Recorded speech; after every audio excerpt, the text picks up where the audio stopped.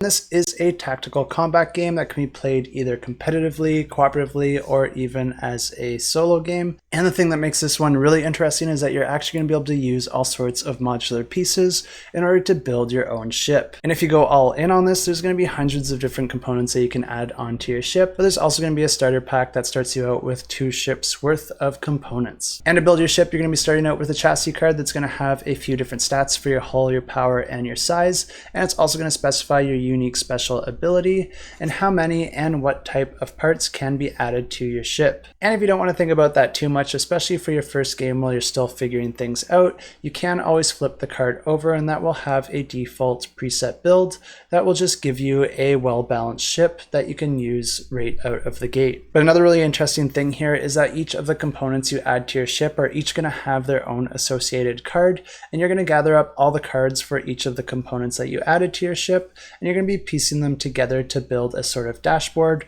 with each of their abilities stacking and giving you different options in the way that you use and activate your ship. And players are going to be playing over a series of rounds, and at the start of each turn you have to move your ship. And you're going to be using a fancy movement tool to move your ship around on the board, and there's all sorts of ways that you can move in this game. You can move forward, you can rotate, you can do U-turns, and anything in between depending on how you augmented your movement with the different components that you added to your ship. Players will then be allocating the power that they have available for their ship in order to move, evade, and fire their weapons. And the position is really important here because some of the weapons will fire in an arc. So you want to make sure that you're pointing in the right direction so that your opponents are within that arc. There's also many different battlefield hazards and terrain that you're going to have to watch out for, but if you play your cards right, you can actually use these to your advantage and use them against your opponents. And depending on the mode of play, if you're able to survive and complete your missions and any other requirements for the specific scenario, then you win the game.